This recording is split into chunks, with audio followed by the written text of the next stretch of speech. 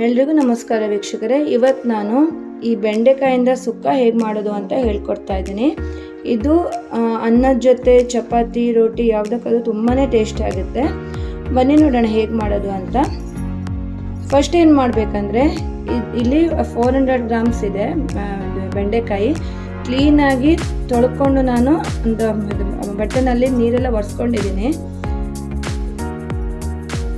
ಬೆಂಡೆಕಾಯಿಯನ್ನು ಹೆಂಗೆ ಕಟ್ ಮಾಡಬೇಕಂದ್ರೆ ಸ್ಟ್ರೇಟಾಗಿ ಕಟ್ ಮಾಡಬಾರ್ದು, ಈ ರೀತಿ ಕ್ರಾಸಾಗಿ ಕಟ್ ಮಾಡ್ಕೋಬೇಕು. ಸ್ವಲ್ಪ ದೊಡ್ಡದಾಗೆ ಪೀಸ್ ಮಾಡ್ಕೊಳ್ಳಿ. ಇದೇ ರೀತಿ ಎಲ್ಲನೂ ಹಿಂಗೆ ಅದು ಕಟ್ ಮಾಡಿ ಇಟ್ಕೋಬೇಕು. ಕಟ್ ಮಾಡಿ ಇಟ್ಕೊಂಡಿದ್ದೀನಿ. ಇವಾಗ ಏನು ಮಾಡಬೇಕಂದ್ರೆ ನೋಡಿ, ಇದೆಲ್ಲ ರುಬ್ಬೋದಕ್ಕೆ ಮಸಾಲೆಗೆ ಇದಕ್ಕೆ 1.5 ಕಪ್ ಕಾಯಿ ತುರಿ ಇದೆ, ಒಂದು ಸ್ವಲ್ಪ ಅರಿಶಿನ ಇದೆ, ಒಂದು 1/4 ಚಮಚ, ಆಮೇಲೆ ಒಂದು 3 ಬ್ಯಾಡಗಿ ಮೆಣಸಿನ್ಕಾಯಿ, 2 ಗುಂಟೂರು ಮೆಣಸಿನ್ಕಾಯಿ ಇದೆ, ಮತ್ತು 1 ಚಮಚ ಕೊತ್ತಂಬರಿ ಬೀಜ, ಒಂದು 1/4 ಚಮಚ ಮೆಂತ್ಯ ಕಾಳು, ಆಮೇಲೆ ಈರುಳ್ಳಿ ಒಂದು ಅರ್ಧ. ಇದು ನಾವು ಕಾಯಿ ತುರಿ ಮತ್ತು ಈರುಳ್ಳಿ ಬಿಟ್ಟು ಇದನ್ನೆಲ್ಲ ನಾವು ಫ್ರೈ ಮಾಡ್ಕೋಬೇಕು ಎಣ್ಣೆನಲ್ಲಿ. ಸ್ವಲ್ಪ ಮೆಣಸಿನ್ಕಾಯಿನ ಸ್ವಲ್ಪ ಫ್ರೈ ಮಾಡ್ಕೊಳ್ಳೋಣ. ಸ್ವಲ್ಪ ಎಣ್ಣೆ ಹಾಕ್ಕೊಂಡು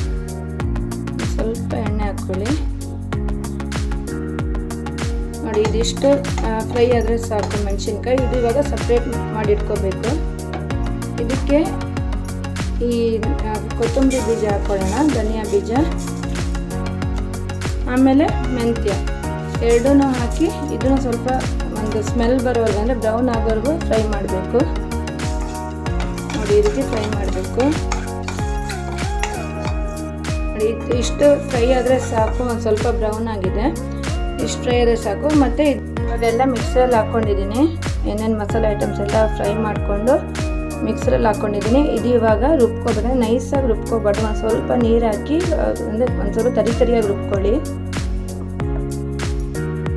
ನೋಡಿ, ಇಷ್ಟು ರುಬ್ಕೋಬೇಕಂದ್ರೆ ಇದು ತುಂಬ ನೈಸಾಗಿ ರುಬ್ಕೊಂಡಿಲ್ಲ ನಾನು, ಒಂದು ಸ್ವಲ್ಪ ನೋಡಿ ಈ ರೀತಿ ಇದೆ, ಇಷ್ಟು ರುಬ್ಕೊಂಡ್ರೆ ಸಾಕು. ಇವಾಗ ಒಂದು ಈರುಳ್ಳಿ ಇದೆ, ಇದು ಚಿಕ್ಕದಾಗಿ ಹೆಚ್ಚಿಟ್ಕೋಬೇಕು ಒಗ್ಗರಣೆಗೆ.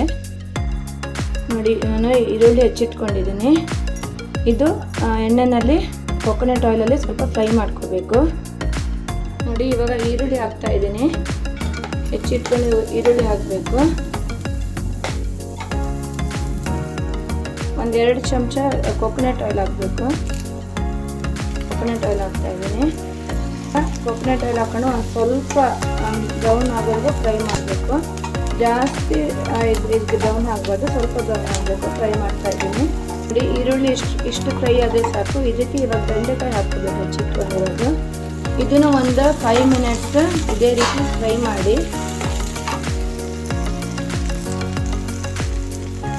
ನೋಡಿ, ಬೆಂಡೆಕಾಯಿನ ಫ್ರೈ ಮಾಡ್ತಾ ಇದ್ದೀನಿ.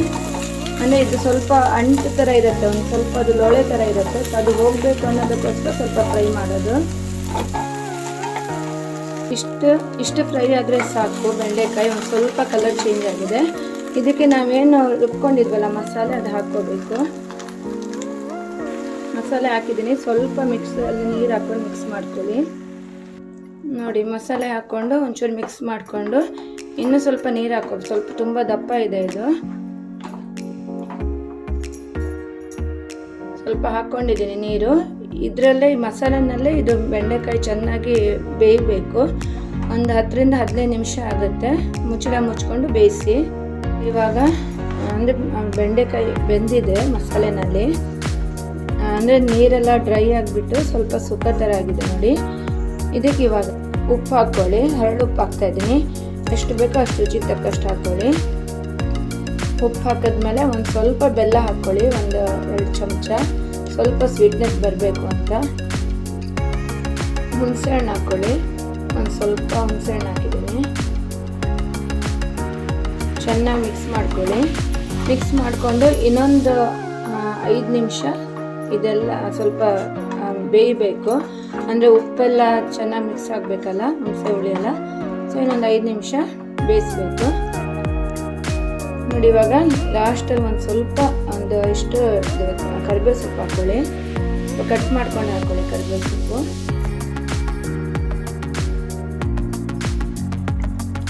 ಚೆನ್ನಾಗಿ ಮಿಕ್ಸ್ ಮಾಡ್ಕೊಳ್ಳಿ. ನೋಡಿ, ಸುಕ್ಕ ಅಂದರೆ ಇಷ್ಟ ಆಗಬೇಕು, ತುಂಬ ನೀರು ಆಗಬಾರ್ದು, ತುಂಬ ಗಟ್ಟಿನೂ ಆಗಬಾರ್ದು. ಇದು ಅನ್ನಕ್ಕೆ ಸೈಡ್ ಡಿಶ್ ಆಗಿ ತುಂಬಾ ಟೇಸ್ಟಿಯಾಗಿರುತ್ತೆ. ಆಮೇಲೆ ಚಪಾತಿ ರೋಟಿಗೂ ತುಂಬಾ ಟೇಸ್ಟಿಯಾಗಿರುತ್ತೆ. ನೀವು ಎಲ್ಲರೂ ಒಂದ್ಸತಿ ಟ್ರೈ ಮಾಡಿ ನೋಡಿ. ಇಷ್ಟಾದರೆ ಸಾಕು. ಇವಾಗ ನಾನು ಗ್ಯಾಸ್ ಆಫ್ ಮಾಡ್ತಾ ಇದ್ದೀನಿ. ಇದು ನೋಡಿ ಹೆಂಗಾಗುತ್ತೆ ಅಂತ. ಈ ರೀತಿ ಆಗುತ್ತೆ, ತುಂಬಾ ಟೇಸ್ಟಿಯಾಗಿರುತ್ತೆ.